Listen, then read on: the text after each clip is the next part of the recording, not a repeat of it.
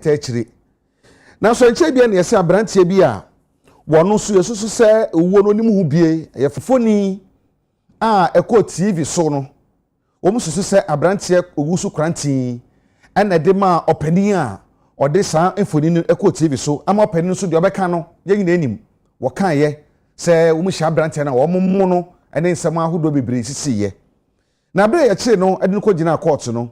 aye kwa na bra beji bail ye ma bail mi pe bail ene ho nsem a na ne de court kwa setena no Otemua for Justice Kizita na kowa kwashi na etina adwamu na lawyer ni a wotwitwa ede age abrantie owusu kurante no kan se esensa abrantie no afei na asamu mu yahwehwemu na obetua kasa nya de a waye boni bi obi betua eksisu de apia kasa wono na enam no so ama abrantie no Ahmed Swale ahwe ne nkwanti no ebe ya anka court ema ni bail se na oman mra ekire no nanso aban lawyer pani na saban kwa duboni a wono na ejina oman na namu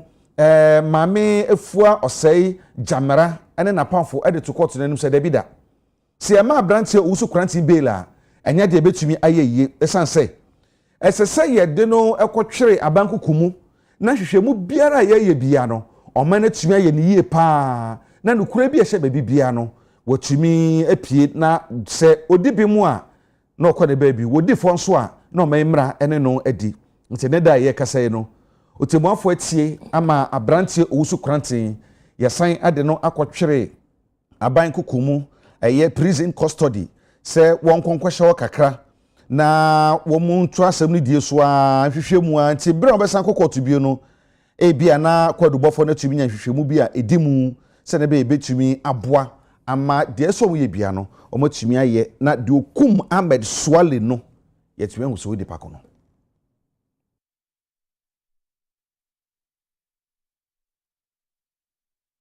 enena mpanyufo ede dwumadie sonko ehhehye so ema enipa 453 yede omo aba abonte anase yedan omadie se Blue Water Guards na dwuma omo ba bedi ni na so omo ba beboa na galamse ekon no yetimi akon ediso enkunim ne ho ena woswafo a wohye ensase ne oboade ne paso onumunyafo Emmanuel Amakofi boa edi tudwase ne ni abede pa se galamse ne de obekon ediso enkunim enti wa wo de waye wa adwen se de aban ne ka empanyifo ka wo de wumfi na abekoso etu galamse no koso anetu na wasotwe etwen. Mining in our forest reserve and our pristine water bodies will be a deadly business, and as the army has emphasized, going forward, any attempt to mine gold in our forest reserve and our water bodies will be a deadly business, and we mean it. To achieve this, we will identify and reward excellence. We are talking about a program of excellent mining. Special program is being established to provide phase support, technical training, access to financing, and advanced equipment to small-scale miners who will adhere to sustainable practices to expand their operations responsibly and legally. Remember, you have assigned a code of conduct, a binding commitment to professionalism and integrity. Any breach of this code,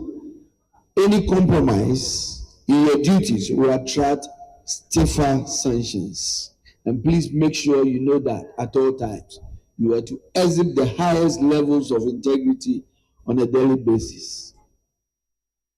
The task before you is sacred. The future of our water bodies depends on your discipline and vigilance. And I think it was put right. Ejimana ayeda mo ekobwa me yesu na yeye enko dwen gang na enko jisika na enka mo yense yesu mode mawode ene mo bibia eta dwumadi yachi esramu se ni awmampani aka no enya bia ye de sa okun ebedi agro omo a omo ye galamse anase omo fa kwan bonu so tu sika kokko ye nsu so no omo ha ye nyina ene e baachi nti esramu na nanom ene ye me a ye wo yɛtete nsuo no ano no yɛmmoa yɛn nuanom yi na dwumadi a yɛde ahyɛ wɔn nsa no ɔmo ntumi nyɛ sɛdeɛ ɛbɛyɛ a yɛbɛbɔ yɛn nsuo no ho ban na yɛn nyinaa nso yɛabɔ yɛapɔmuden nso ho ban.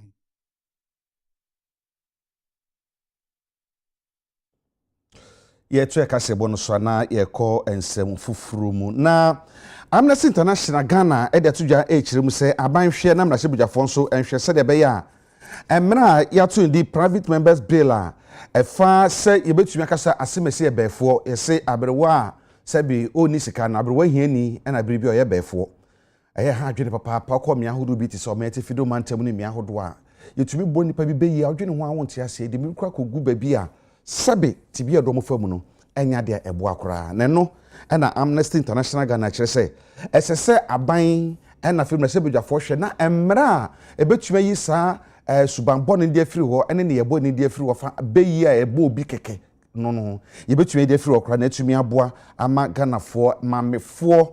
ahokyerɛ mu kɔ mu no ɛtumi atwa. The alleged witches camps in Ghana,